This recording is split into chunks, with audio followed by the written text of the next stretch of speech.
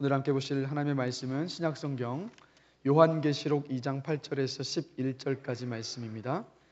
요한계시록 2장 8절에서 11절까지 말씀 함께 보시겠습니다. 다 함께 한 목소리로 읽겠습니다. 서머나 교회의 사자에게 편지하라. 처음이며 마지막이요 죽었다가 살아나신 이가 이르시되 내가 내 환난과 궁핍을 알거니와 실상은 내가 부요한 자니라. 자칭 유대인이라 하는 자들의 비방도 알거니와 실상은 유대인이 아니요 사탄의 회당이라. 너는 장차 받을 고난을 두려워하지 말라. 볼지어다 마귀가 장차 너희 가운데에서 몇 사람을 옥에 던져 시험을 받게 하리니 너희가 10일 동안 환난을 받으리라. 내가 죽도록 충성하라. 그리하면 내가 생명의 관을 내게 주리라. 귀 있는 자는 성령이 교회들에게 하시는 말씀을 들을지어다. 이기는 자는 둘째 사망의 해를 받지 아니하리라. 아멘. 자리에 앉으시겠습니다. 오늘 제 목소리가 좋지 않아서 여러분 듣기에 좀 거북하신 점 양해를 부탁드리겠습니다. 그리고 생각나실 때마다 맑은 목소리로 기도할 말씀을 전할 수 있도록 제 목과 성대를 지켜달라고 또 중보 부탁드리겠습니다. 요한계시록에서 7교회에게 하셨던 주님의 그 말씀들을 살펴보고 있습니다. 오늘은 두 번째로 서머나 교회에 우리 예수님께서 하셨던 말씀에 대해서 함께 살펴보기를 원합니다. 요한계시록에 주님이 언급하신 소아시아 7교회 중에서 주님께 꾸지람을 듣지 않고 칭찬만 들었던 교회는 오늘 본문의 서머나 교회와 그리고 빌라델피아 교회 이 두 개뿐이었습니다. 그러니까 주님께 칭찬만 들었기 때문에 신앙적으로 보면 또 영적으로 보면 서머나 교회는 부러움의 대상이 될 수 있는 그런 교회입니다. 그러나 육적으로는요, 이 서머나 교회가 말로 다 할 수 없는 고통과 고난과 그 박해 속에 있었습니다. 그래서 서머나 교회와 그 서머나 지역에 대해서 잠시 그 배경을 설명을 드리자면, 서머나는 에베소에서 해안길을 따라서 북쪽으로 약 55km 떨어져 있는 곳에 있었던 도시로 현재는요 터키의 이즈미르라는 도시입니다. 그래서 서머나는 그때 당시에 도시 외곽에서 도심까지 이 대로가 뚫려 있었고 천의 항구였기 때문에 무역이 번창했습니다. 그래서 그때 당시에 무역이 너무 번창해서 매우 부유했던 도시였고 그때 당시 아시아의 보석이라고 불렸던 도시가 바로 서머나입니다. 그리고 이 서머나는 로마 제국의 충성을 바친 도시로도 굉장히 유명했습니다. 그래서 로마 황제의 총애를 얻기 위해서 황제에게 바치는 신전을 건축을 했고 그리고 황제 숭배하는 것에 누구보다도 열심을 냈었던 곳이 바로 서머나였습니다. 그래서 이 서머나에서 신앙생활을 하고 있었던 서머나 교회 성도들에게 가장 큰 문제가 무엇이었느냐면 바로 황제 숭배였습니다. 그리스도인들은 오직 예수 그리스도만을 살아계신 주님으로 모셨기 때문에 절대로 황제 신상 앞에 무릎을 꿇지도 않았고 절을 하지도 않았습니다. 그러다 보니까 이 그리스도인들은 서머나에서 눈에 가시 같은 존재들이었습니다. 그래서 요즘 같으면요 인터넷상에 그냥 개독교라고 욕을 하고 그렇게 하면 끝나는 것 아니겠습니까? 댓글로 막 기독교를 욕하고 험담을 하는 것으로 끝나겠지만 이때 당시는 그냥 그런 정도가 아니었습니다. 예수 믿는다는 것 때문에 사업을 하는 사람들의 거래처가 막혔고 취직을 할 수가 없었고 집이나 재산도 빼앗길 만큼 극심한 박해를 당해야만 했습니다.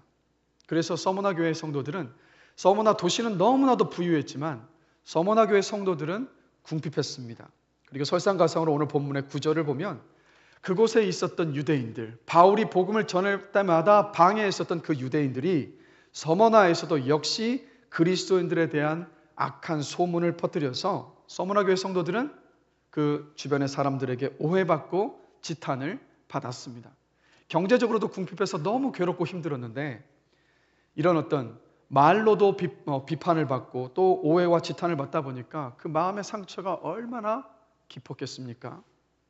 이렇게 궁핍과 모함과 조롱을 받으면서 그런 가운데서도 견뎌내고 있었던 교회가 바로 서머나 교회였습니다. 그 부유한 도시에서 눈에 띄게 가난하고 어려운 삶을 살았던 사람들이 누구냐? 바로 모두 그리스도인들이었어요.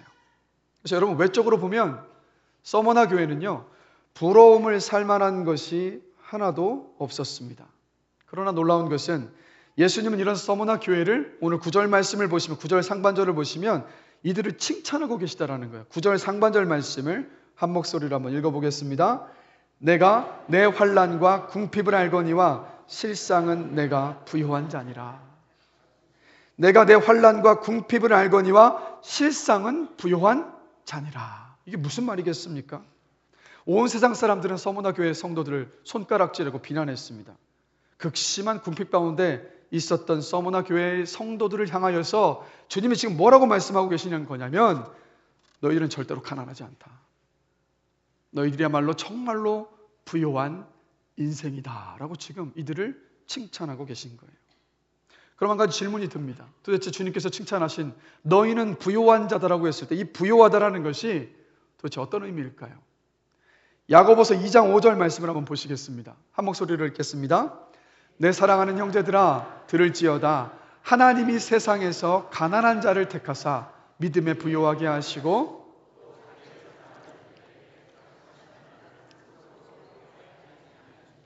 자, 뭐라고 이야기합니까? 세상에서 가난한 자를 택하사 믿음에 부요하게 하시고. 서머나 교회는 극심한 고통과 고난과 가난과 핍박 속에 있었지만 믿음이 부요했던 교회였습니다. 고통 속에서도 하나님을 의지하는 그들의 믿음이 줄어들지 않았어요. 식지 않았습니다. 영적으로 부요한 교회였습니다. 여러분 역설적이지 않습니까? 극심한 가난과 핍박 속에 있었지만 믿음이 부요한 교회, 바로 그 교회가 서머나 교회였어요. 여러분, 믿음은 평온하고 풍족할 때 자라지 않습니다. 믿음은 고난의 풀무불을 지날 때에야 비로소 견고해지고 부요해집니다. 자, 우리가 사도행전을 살펴보다가 지금 잠시 요한계시록의 7교회에게 하셨던 주님의 말씀을 살펴보고 있는데, 우리가 사도행전을 살펴보면서 사도 바울을 보면서 여러분 사도 바울이 어떠했습니까? 심한 매질을 당하고 온몸이 피투성이가 돼서 녹초가 되어 있는 가운데서 지하 감옥에 갇혀 있었습니다. 그때 바울과 실라는 무엇을 했습니까? 기뻐하며 큰 소리로 찬양하며 주님 앞에 기도를 드렸어요. 우리는 그런 바울의 모습을 보면서 도대체 바울은 어떻게 저런 믿음을 갖고 있는 것이었을까? 어떻게 저런 믿음을 갖게 된 것일까라고 우리가 궁금해하지 않습니까? 그러면서 우리는 생각합니다. 뭔가 특별한 것이 있었으니까. 바울은 우리와 뭔가 달랐으니까 그런 믿음을 갖게 되었다라고 우리는 생각을 해요. 그러나 여러분, 그렇지 않습니다. 고린도 후서 1장 8절과 9절을 보면 바울이 이런 고백을 합니다. 우리 함께 한번 한 목소리로 읽겠습니다. 형제들아, 우리가 아시아에서 당한 환난을 너희가 모르기를 원하지 아니하노니 힘에 겹도록 심한 고난을 당하여 살 소망까지 끊어지고 우리는 우리 자신이 사형 선고를 받은 줄 알았으니 이는 우리로 자기를 의지하지 말고 오직 죽은 자를 다시 살리시는 하나님만 의지하게 하심이라. 아멘. 자, 바울이 지금 뭐라고 고백하고 있습니까? 힘에 겹도록 심한 고난을 당하여 살 소망까지 끊어졌다라고 고백을 합니다. 절망 속에 있었다라는 거예요. 죽을 만큼 괴롭고 힘든 그 절망을 지나고 나서야 바울이 하는 고백이 뭡니까? 오직 죽은 자를 다시 살리시는 하나님만 의지하게 되었다고 지금 고백하고 있습니다. 바울도 고난의 풀무불을 지나면서 그 믿음이 부유하게 되었던 거예요. 뭔가 저와 여러분과 달라서 특별해서 그 믿음이 부해졌던 것이 아니라 고난의 풀무불을 지나고 나서야 바울도 견고한 믿음 가운데 설 수 있었습니다. 그래서 여러분, 고난과 고통은요, 시련은 육적인 시각으로 보면 부끄럽고 어떻게든 피해야 할 것으로밖에 보이지 않습니다. 그러나 영적인 시각으로 바라보면 우리의 믿음이 부요해지는, 우리가 영적으로 부요해지는 시간이라는 거예요. 제가 간절히 기도하는 것은 저와 여러분의 영적인 이 눈이 뜨여지기를 원합니다. 고난을 바라보는 시각이 변화하기를 원합니다. 그래서 그 고난을 통해서 영적으로 부요해지는 은혜를 누리는 저와 여러분이 되시길 주님의 이름으로 간절히 축원합니다. 그러면 여기서 또 한 가지 질문을 던져봅니다. 여러분, 서머나 교회 성도들은요 2000년 전에 살았던 성도들입니다. 저와 여러분과 뭔가 달랐겠습니까? 그들도 밥 먹고 잠자고 그렇게 우리가 똑같은 성정을 가진 똑같은 사람들이었습니다. 그런데 어떻게 우리와 똑같은 성정을 가진 사람들이었는데 도대체 그 극심한 고난을 어떻게 견뎌낼 수 있었던 것일까요? 도대체 어떤 영적인 체험과 은혜가 있었기에 그들은 견뎌낼 수 있었고 영적으로 부여해질 수 있었던 것일까요? 본문을 보면서 서머나 교회 성도들이 누렸었던 그 영적인 은혜, 주님께서 주신 영적인 그 은혜가 두 가지가 있습니다. 그 첫 번째가 무엇이냐면 바로 주님의 위로였습니다.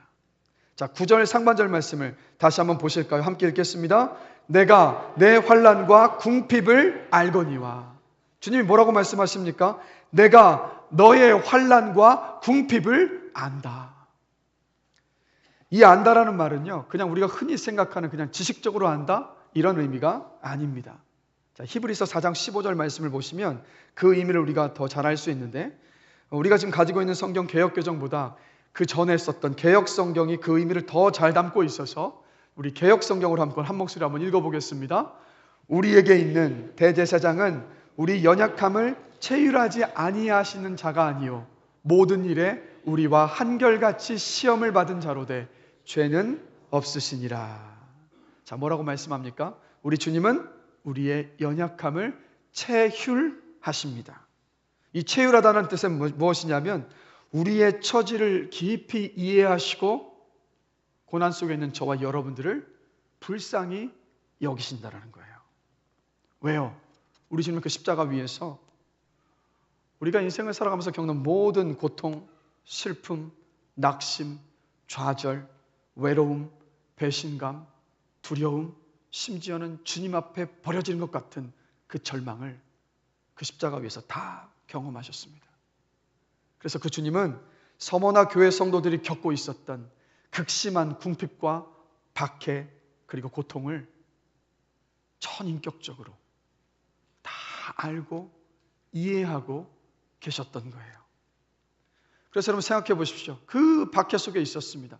그 궁핍함 가운데 있었습니다. 그런데 편지를 통해서 주님의 그 음성을 들었어요. 내가 너희들의 그 아픔을 다 안다.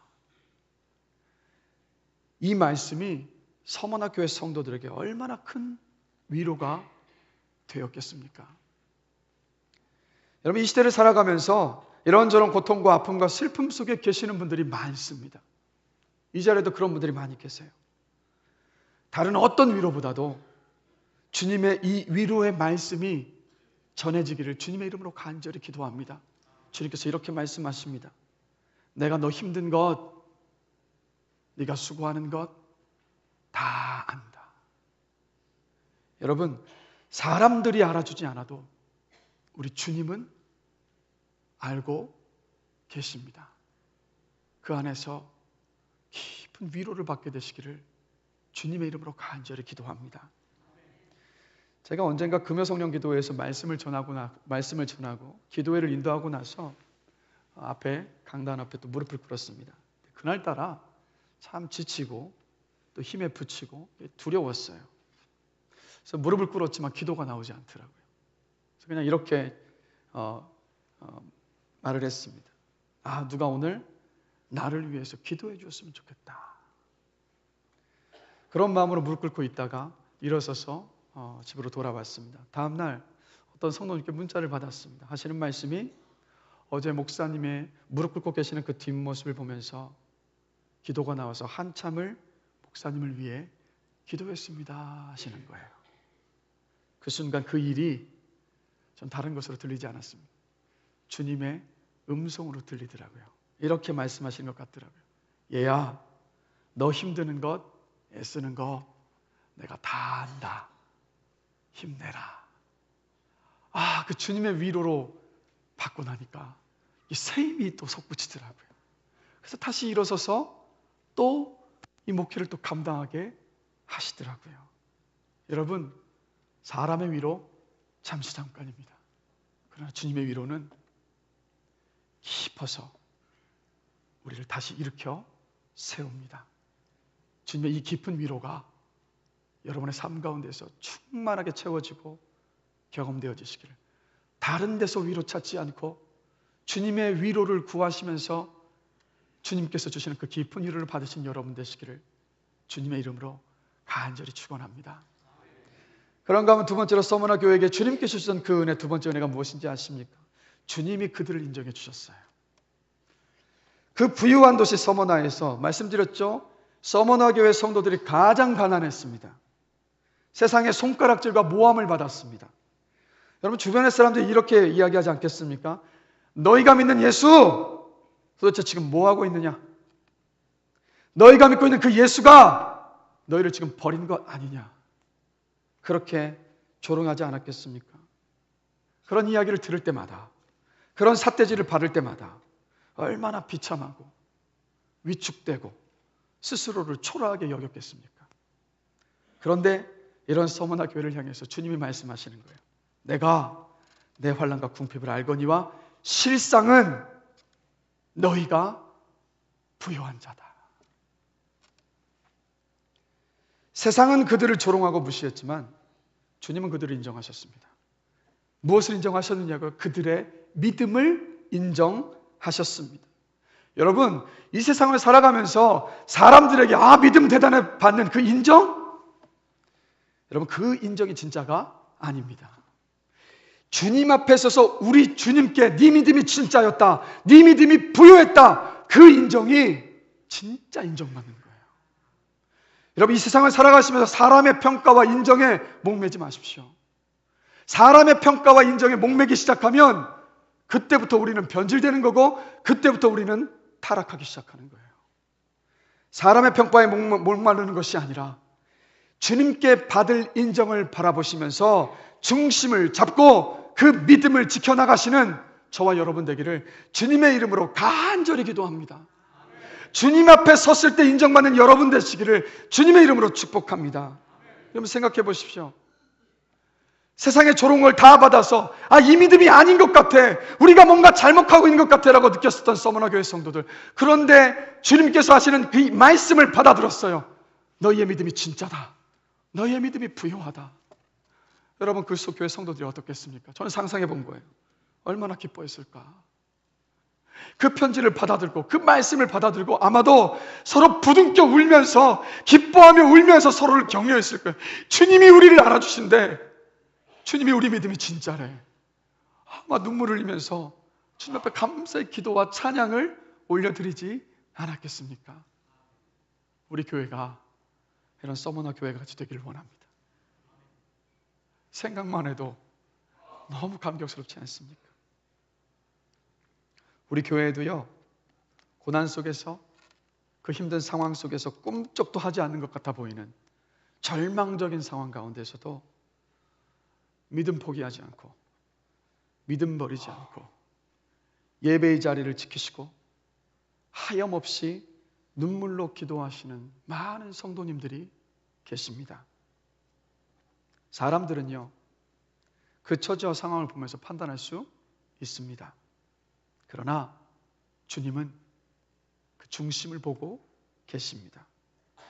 오늘 본문에서 서머나 교회 하셨던 주님의 그 말씀, 실상은 내가 부요한 자니라는 이 말씀은요, 지금 이 시간 고난 중에 믿음을 지키시고 계시는 우리 효민교회 성도님들을 위한 말씀입니다. 고난 중에 계신 모든 성도님들, 주님이 보고 계시고 주님이 알고 계시고 주님의 그 믿음을 인정해주고 계십니다. 주님 붙잡으시고 힘든 때를 이겨내시고 견뎌내시기를 주님의 이름으로 축복합니다.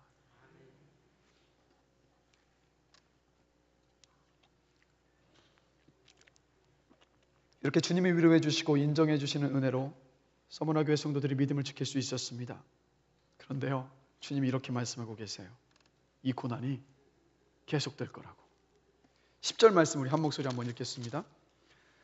너는 장차 받을 고난을 두려워하지 말라. 볼지어다 마귀가 장차 너희 가운데에서 몇 사람을 옥에 던져 시험을 받게 하리니 너희가 10일 동안 환난을 받으리라. 내가 죽도록 충성하라. 그리하면 내가 생명의 면류관을 내게 주리라. 우리 삶도 똑같지 않습니까? 한 고난을 겨우겨우 지나고 나면 또 다른 고난이 찾아와요. 그리고 주님 앞에 서는 그 순간까지 그 고난은 멈추지 않을 것입니다. 그런데 주님은 뭐라고 말씀하십니까? 고난이 계속해서 올 것이지만 두려워하지 말라 하십니다. 끝까지 믿음을 지키라 하십니다. 그럼 어떻게 하시겠다고요? 생명의 면류관을 너희에게 주시겠다라고 약속하십니다.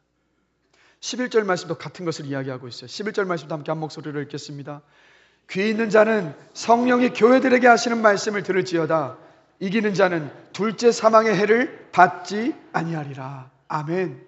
여기서 말하는 둘째 사망은 구원받지 못한 사람이 받는 지옥의 형벌을 말합니다.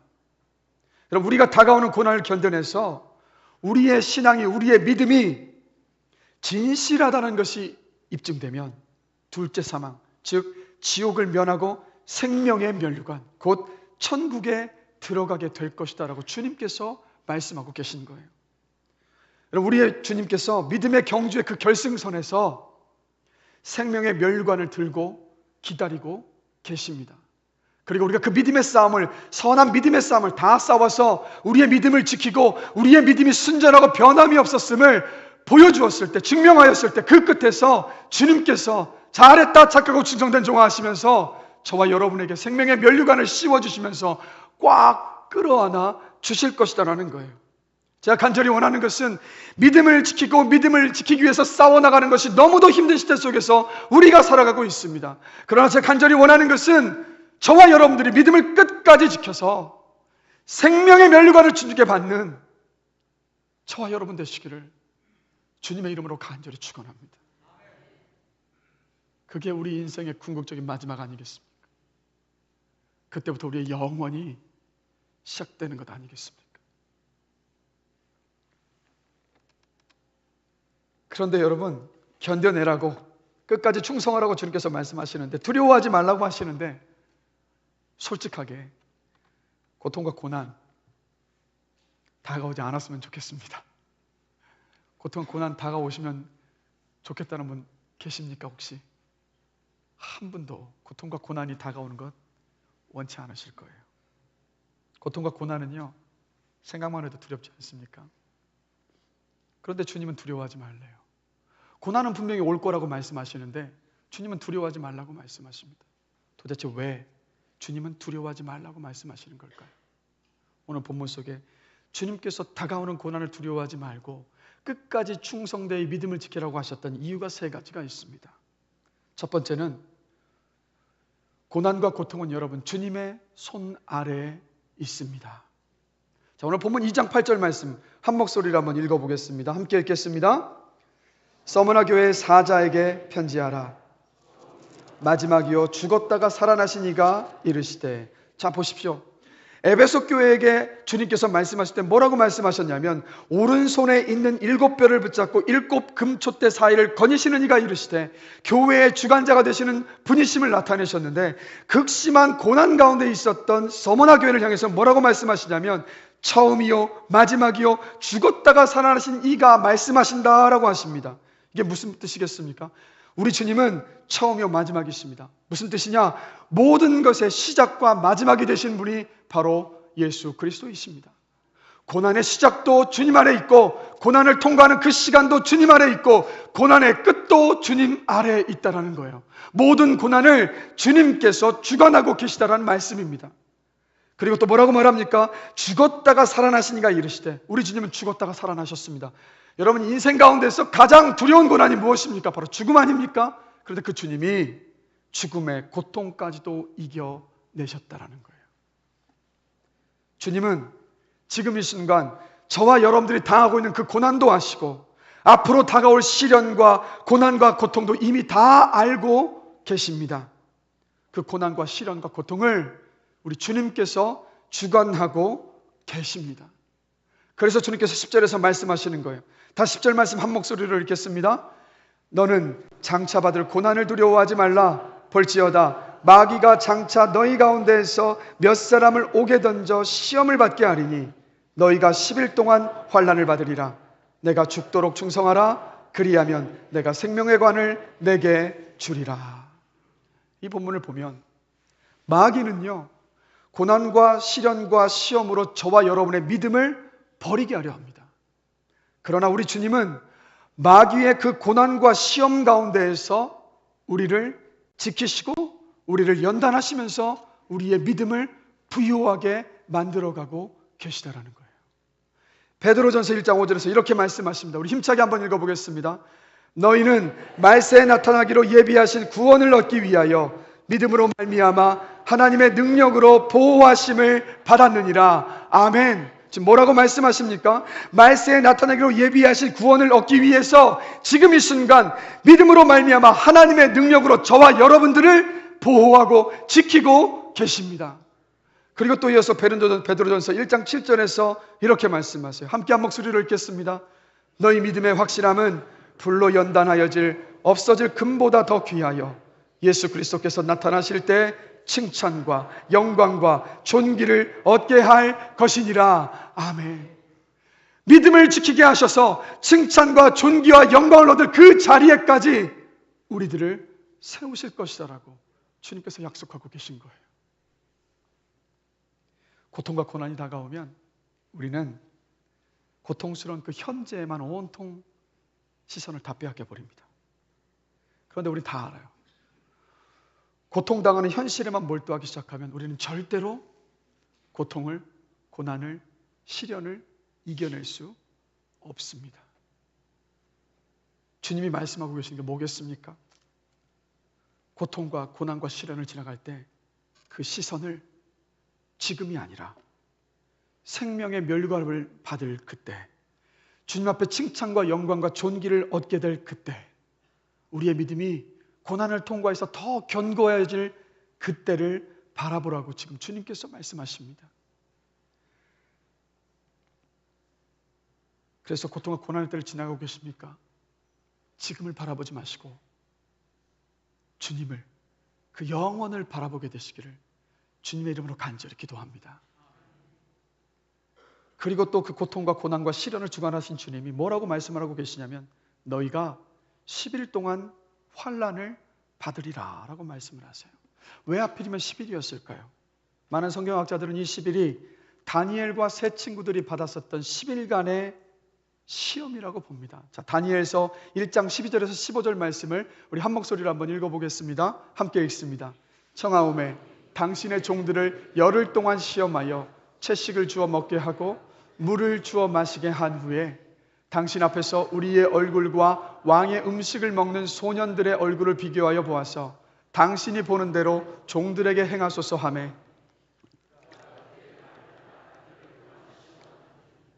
열흘 후에 그들의 얼굴이 더욱 살이 더욱 윤택하여 왕의 음식을 먹는 다른 소년들보다 더 좋아 보인지라. 아멘. 무엇을 말씀하고 계신 것일까요? 고통의 시간이, 고난의 시간이, 시련의 시간이 영원하지 않고 한시적이라는 말씀입니다. 우리가 고통과 고난과 시련을 지날 때면 그 고통이, 고난이, 시련이 영원할 것처럼, 끝나지 않을 것처럼 그렇게 느껴집니다. 그런데 주님께서 말씀하시는 거예요. 얘야, 그렇지 않다. 그 고난은 영원하지 않다. 내 뜻 안에서 그 고통과 고난은 한시적이고 제한적이어서 반드시 지나간다고 주님께서 말씀하십니다. 고통의 때를 지나갈 때 영원할 것이다라고 생각하지 마시고 주님의 그 뜻 안에서 한시적이고 지나간다는 것을 기억하시면서 그 고통과 고난과 시련을 이겨내시는 여러분 되시기를 주님의 이름으로 간절히 기도합니다. 그리고 마지막으로 두 번째로 나 혼자만 받는 고난이 아니라고 주님께서 말씀하십니다. 10절에서 주님이 이렇게 말씀하고 계시지 않습니까? 장차 너희 가운데 몇 사람을 옥에 던져 시험을 받게 하리니. 서머나 교회 성도들 가운데서 혼자만 고난을 받는 것이 아니라 고난을 받는 다른 성도들이 있다는 말씀이에요. 여러분, 고난이 찾아오는 것은 내가 나쁜 그리스도인이라는 뜻이 아닙니다. 하나님께서 내 적이 되신다라는 뜻도 아닙니다. 고난의 시기는 하나님을 사랑하시는 자녀들 대부분에게 일어나고 있는 그 일을 지금 나도 겪고 있는 것입니다. 그래서 힘들고 지칠 때, 잠시 눈을 들어서 교회 안에서 나보다 더 힘든 고난과 고통과 시련의 때를 지나가고 계시는 그분들을 한번 보십시오. 그분들을 바라볼 때 우리가 위로를 받을 수 있지 않습니까? 정말 고난과 시련과 고통의 때를 지나갈 때 나보다 더 극심한 고통과 고난과 시련의 때를 지나가고 계시는 분이 아무 말씀도 하지 않고 그저 내 손만 꽉 잡아주어도 우리에게 얼마나 큰 위로가 됩니까? 그래서 주님께서 말씀하시는 거예요. 너만 받고 있는 고난이 아니다. 눈을 들어봐라. 더 심한 고난을 받고 있는 믿음의 형제들이 있다. 그들을 바라보면서 위로를 받으라고 주님께서 말씀하고 계십니다. 제가 군대에서 하루는 근무가 없는 밤이었습니다. 편안하게 잠자리에 들어서 잠을 자고 있는데 새벽 한밤중에 기억으로는 1시 정도 됐던 것 같아요. 갑자기 저를 흔들어 깨우는 겁니다. 불침번 근무자가. 저 후임병이었는데. 그래서 물었습니다. 야, 나 오늘 근무 없는데 왜 깨워? 그랬더니 한마디를 합니다. 창고로 오시랍니다. 순간적으로 맞겠구나 싶더라고요. 무섭더라고요. 두렵더라고요. 자다 깨어나가지고 부시부시해서 모이라고 했었던 그 창고로 갔습니다. 아니나 다를까 고참들이 서 있는 거예요. 노려보고 있더라고요.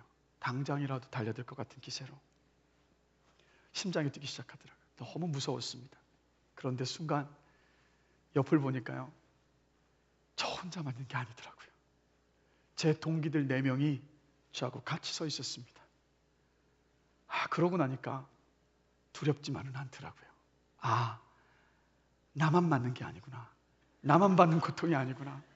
내 동기들이 같이 있구나. 그리고 맞았습니다. 아프더라고요. 얼마나 교묘하게 때리던지 티 안 나게 하려고 주먹으로 가슴을 때리더라고요. 겉으로는 티가 안 나는데 시퍼렇게 멍이 들어서 한 2주일 동안 아파서 숨도 잘 쉬지 못할 만큼 그렇게 때리는 거예요. 그런데 함께여서 견딜 수 있더라고요. 그 동기들 지금도 눈에 선합니다. 함께 맞았던 그 동기들. 고통과 고난과 시련을 지날 때도 함께 그 고통과 시련을 지나고 있는 사람이 있으면 우리는 위로가 되고 함께 갈 수 있습니다. 제가 간절히 원하는 것은 우리 효민교회 모든 목장이 고난과 고통과 시련의 때를 지나가는 목장 식구들을 위해서 정말 내 일로 알고 가슴으로 끌어안고 정직하게 기도하는 기도의 공동체가 되기를 원합니다.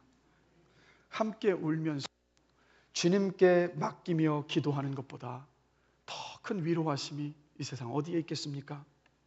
목장 모임에서 모일 때마다 여러분 꼭 기도 제목을 나누시고 아주 사소한 것이라도 기도 제목 나누시고 그냥 기도 제목만 기록하시고 뭉뚱그려 기도하지 마시고 한 사람 한 사람들의 그 기도 제목을 붙잡고 단 30분이라도 30초라도 단 1분이라도 뜨겁게 간절히 내 일로 끌어안고 기도하시는 여러분 되시기를 주님의 이름으로 간절히 축원합니다. 우리 목장이 모든 목장이 기도의 공동체가 되기를 주님의 이름으로 간절히 축원합니다. 그리고 마지막으로 여러분, 우리의 고난은요 훗날 하나님의 살아계심을 증거하는 도구가 됩니다. 요한복음 9장을 보면 제자들이 태어날 때부터 소경인 한 사람을 보면서 예수님께 이렇게 묻습니다. 이 사람이 소경으로 태어난 것은 주님 누구의 죄 때문입니까? 이 질문에 예수님께서 요한복음 9장 3절에서 이렇게 답을 하십니다. 함께 읽겠습니다. 예수께서 대답하시되 이 사람이나 그 부모의 죄로 인한 것이 아니라 그에게서 하나님이 하시는 일을 나타내고자 하심이라. 아멘. 뭐라고 말씀하십니까? 태어날 때부터 앞을 보지 못하는 그 고통이 하나님의 하시는 일을 나타내시기 위해서 이 사람이 날 때부터 보지 못하는 고통과 그 시련 속에 있었다라는 말씀이세요. 그리고 나서 주님께서 그 사람의 눈을 뜨게 하셨습니다. 그리고 예수님께서 하나님이심을, 하나님께서 살아계심을 그렇게 나타내셨어요. 여러분, 성경을 보면 성경은 저와 여러분들이 겪는 고통과 고난과 시련이 왜 나에게 다가오는가라는 그 왜라는 질문에 대한 원인을 묻는 그 과거 지향적인 저와 여러분의 물음에 답을 주지 않습니다. 우리가 겪는 고통과 고난과 시련에 우리 모두가 다 알 수가 없어요. 그것을 주님께서 시원하게 알려주시지 않으십니다. 그런데 도리어 주님은 앞날에 대한 소망을 말씀하고 계시다는 거예요. 고통이 변해서 선한 결과를 가져올 수 있다라고 말씀하십니다.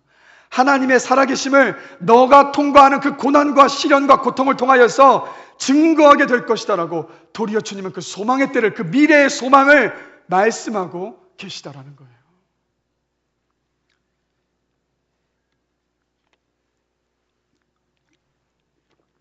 미국 유학 시절에 제 아내가 슬아를 임신했을 때 임신 10개월 동안에 8개월 동안을요, 말로 다할 수 없는 입덧을 하며 지내야만 했습니다. 먹을 수도 없었고, 저도 기억이 나는 게 어떨 때는 막 먹은 게 없는 가운데서 입덧이 심하니까 초록색 물까지 쏟아내더라고요. 위액이 나온 거겠죠. 그런 가운데서도 아내는 꿈에서도 찬양을 부르고, 그리고 카페트에서 먼지와 쾌쾌한 냄새가 올라오는 좁은 아파트에서 혼자 예배하면서 하나님이 채워주시는 기쁨으로 그 8개월 동안 지속되었던 지독한 입덧을 잘 이겨냈습니다. 그런데 아이가 태어나고 나서, 그때 아내 나이가 26이었는데 어린 나이에 아이를 낳고 주변의 이웃도 친구도 도와줄 사람도 없이 외롭게 육아를 해야만 했습니다. 왜 곁에 아무도 없었냐면, 미국의 이 한인들은요, 대부분이 이른 새벽부터 도넛샵과 세탁소에서 일을 하며 바쁘게 지냅니다. 그러다 보니까 함께 만나서 교제할 수 있는 시간은 교회에서만 가능할 때가 참 많았어요. 그리고 유학 간 지 얼마 되지 않았기 때문에 사실 가까이에서 아는 사람들도 없었습니다.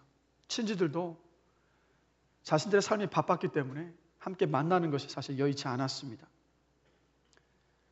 남편인 저라도 곁에서 위로가 되어주고 또 힘이 되어줘야 했었는데, 저도 그때 당시 이른 아침에 학교에 가서 수업을 듣고 또 수업을 마치고 나서 오후부터 늦은 저녁까지는 세탁소에서 카운터 일을 하고 또 세탁물을 배달을 하고 그렇게 일을 해야 했었고, 또 토요일이면 아침 일찍부터 한글학교에 나가서 생활비를 조금이라도 벌기 위해서 한글학교 교사로 일을 했고, 또 주일에는 교회 사역을 하기 위해서 이른 아침부터 저녁 때까지 그렇게 교회에서 사역을 했습니다. 지금 생각해 보면 미국에 있는 그 시간 동안에 2주일 내내 쉬는 때가 한순간도 없었던 것 같아요. 그리고 또 경제적인 여유가 없다 보니까 외출을 하는 것도 사실 여의치가 않았습니다. 밖에서 어떤 사람들과 만나서 교제하는 것 자체도 사실 여의치가 않았어요. 어려움이 많았습니다. 그래서 그때 아내는 눈을 뜨면 이렇게 하루를 시작했습니다. 오늘은 이 아이와 함께 어떻게 보내야 하나. 막막함과 두려움으로 하루를 시작했던 거예요. 때로는요, 외로움에 견딜 수가 없어서 아무도 걸어다니지 않는, 아무 사람도 걸어다니지 않는 미국의 그 아파트 단지를, 제가 머물던 그 텍사스는 한여름에 40도를 오르내는 말 그대로 불타오를 만큼 뜨겁습니다. 그런데 그런 아파트 단지를 아기띠를 메고 사람을 보려고 미친 듯이 헤매면서 그렇게 걸어다닌 적도 많았습니다. 너무 외로워서 나와 함께 이야기 좀 나눠줄 수 없느냐고 그 한 사람을 찾고 싶어서. 이런 시간이 계속되면서 제 아내는 점점 고립되어져 갔고, 정서적으로도 메말라져 갔고, 육신적으로도 약해져 가기 시작했습니다. 그렇게 말하더라고요. 너무 절박해서 마치 내 정신이 돌아버리는 것 같았다고. 어느 날 미국에 처음 와서 랭귀지 스쿨에 다닐 때 우리 부부를 도와주었던 누나에게서 전화가 한 통화 왔습니다. 나와 함께 지내고 있는 미국인 여자 룸메이트가 기도하던 중에 하나님께서 보여주신 것이 있어서 희정에게 말해주고 싶대. 시간을 내서 한번 올라와 봐요 라고. 한 번도 만나보지 않았던 백인 여성이 아내를 위해서 기도를 하던 중에 본 것을 말해줄 것이 있다는 것이 너무도 신기해서 시간을 만들어서 1시간여 걸리는 거리를, 고속도로를 달려서 그 누나의 집으로 찾아갔습니다. 그리고 그 백인 룸메이트를 만나서 기도하면서 보았었던 것을 말해주는 것이 뭐라 말하냐면, 칠흑같이 어두운 그 공간 속에 아내가 있는데 커다란 주님의 손바닥 위에 아내가 있더랍니다. 아내도 놀랐고 저도 놀랐고 그 이야기에 아내의 마음속 깊숙한 곳에 주님이 주신 위로가 찾아왔습니다. 그런데 그럼에도 불구하고 너무도 두렵고 그런 상황 가운데서 아내는 혹시 주님 손 위에 내가 놓여져 있지만 그것을 둘러싸고 있는 흑암이 또다시 나를 집어삼킬 것이 두려워서 다시 한번 재차 그 백인 룸메이트에게 물은 거예요. 그 환상이 도대체 어떤 것인지 다시 한번 말해달라고. 그러자 그 백인 룸메이트가 재차 말하기를 주님이 제 아내를 주님 그 손에 올려놓으시고 다른 한 손 오른손으로 그 아내를 이렇게 감싸고 있다라는 거예요. 마치 어미닭이 새끼 병아리를 그 날개 아래 품고 있는 것처럼. 이때가 어떤 때였냐면 아내가 너무 우울하고 외로움과 힘듦 속에서 하나님이 날 잊어버린 것은 아닐까? 하나님이 날 버리신 것은 아닐까? 왜 이렇게 나를 고통스럽고 외로운 곳에 버려두시는 것일까라고 그 절망 속에 몸부림치고 있었던 그런 때였습니다. 그런데 그때 하나님은요, 이 백인 룸메이트, 한 번도 만나지 못했었던 이 백인 룸메이트를 통해서 이렇게 말씀해주고 계셨던 거예요. 내가 너하고 함께하고 있다. 나는 너를 떠나지 않았다. 나는 너를 버리지 않았다. 네가 지금 겪고 있는 고통과 고난을 내가 다 알고 있다. 이 모든 고통과 고난의 때도 다 내 손 안에 있다라고 그렇게 확인시켜 주셨던 거예요. 이 일을 계기로 아내는 다시 말씀을 펼치고 말씀을 묵상하기 시작했고 이제 태어난 지 몇 개월밖에 되지 않은 스라와 함께 예배를 드리기 시작했습니다. 그리고 저에게도 하나님의 깊은 위로가 있었습니다. 그러면서 아내가 서서히 회복되어져 갔습니다. 그때는요, 고통과 고난과 시련의 때가 끝나지 않을 것만 같았습니다. 영원할 것만 같았습니다. 그런데 지나고 보니까 오늘 주님께서 하시는 말씀처럼 마치 10일처럼 또 그렇게 지나갔습니다. 하나님이 계시지 않은 것은 아닐까? 하나님이 혹시 버리신 것은 아닐까라고 의심했는데 지나고 보니까 하나님은 언제나 그 자리에 우리 곁에 계셨습니다. 그리고 고난을 지나고 나니까 아내나 저나 그 뒤를 돌아보면서 이 고백밖에 나오지 않더라고요. 주님은 신실하십니다. 주님은 살아계십니다. 이 믿음의 고백을 하게 하시더라고요. 이 고난과 고통과 시련의 때를 지나왔기에 지금 이 시간 여러분 앞에서 하나님께서 살아계시고 지금도 일하고 계시다는 것을 증거하는 도구로 쓰임받고 있다고 믿습니다. 어떤 고난과 고통과 시련을 지나가고 계십니까? 현재의 고난과 고통과 시련의 시선을 고정하지 마십시오. 영원하신 하나님, 고통과 고난의 처음과 끝을 주관하시고 죽음과 생명을 관장하시는 주님께 시선을 옮기십시오. 나만 받는 고난과 고통과 시련이라고 생각하지 마시고 나보다 더 고통과 고난을 받는 사람들, 더한 고난 속에 있는 사람들을 보십시오.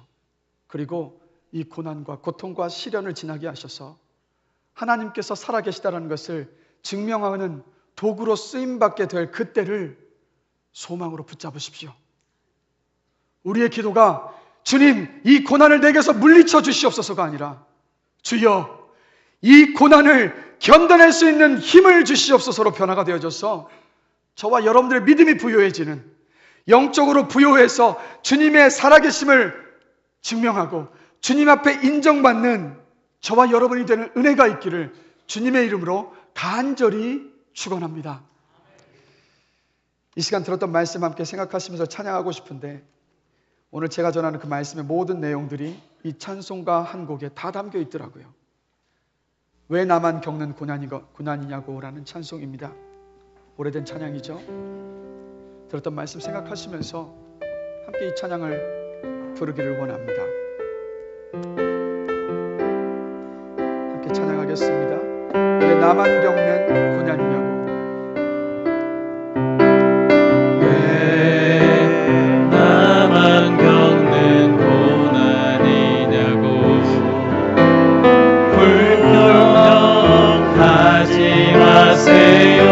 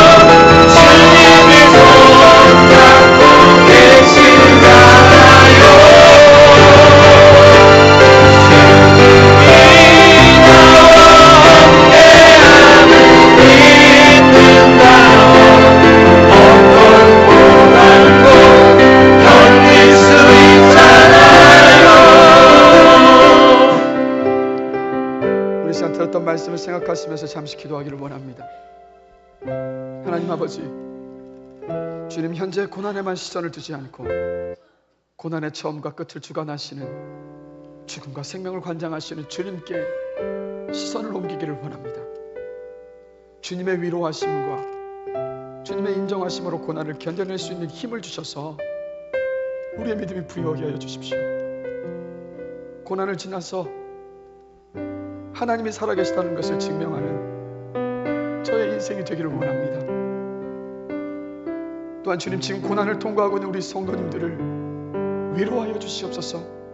우리 교회가 서머나 교회와 같이 믿음에 부유한, 영적으로 부유한 교회가 되게 하여 주시옵소서라고 우리 들었던 말씀을 생각하시면서 주님의 그 은혜를 구하시면서 이 시간 기도하러 나아가겠습니다. 다 같이 기도하겠습니다. 하나님 아버지, 고난과 고통과 시련이 온전히 우리 시간을 가져가게 하시옵소서.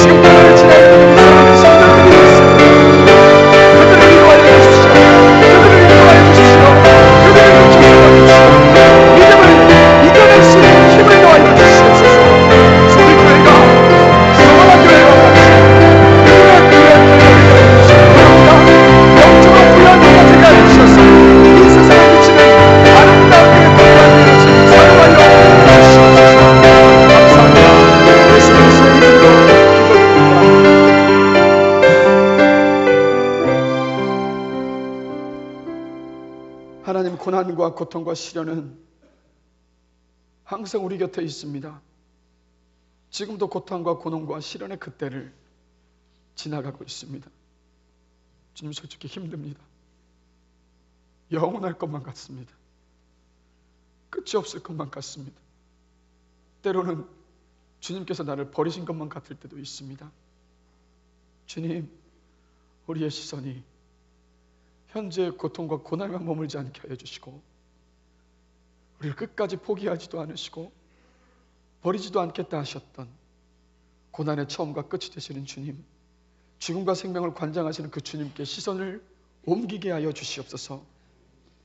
주님의 위로로 우리를 일으켜 세워주시고, 나는 믿음을 간간히 지키는 것처럼 보이지만 그러나 그 믿음을 지켜나가는 나를 향하여서 내가 실상한 부유한 자라 말씀하시는 그 주님의 인정하심을 가슴 깊숙이 받는 가운데에서 이 고통과 고난과 시련의 때를 이겨나갈 수 있도록 우리를 붙잡아 주시옵소서. 이 고통과 고난과 시련의 때를 지나서 하나님이 살아계시다는 것을 증명하는 내 인생이 될 것을 소망으로 붙잡게 하여 주시옵소서. 주님, 무엇보다 간절히 구하는 것은 이곳에 예배드리는 우리 성도들 가운데 극심한 고통과 고난과 시련의 때를 지나가시는 분들이 있습니다. 주님, 찾아오셔서 위로하여 주시옵소서. 그리고 우리 교회가 서머나 교회와 같이 겉만 화려한 교회가 아니라 믿음에 부유한 교회, 영적으로 부유한 교회가 되어질 수 있도록 우리를 인도하여 주시옵소서. 감사합니다. 예수 그리스도의 이름으로 기도드립니다. 아멘.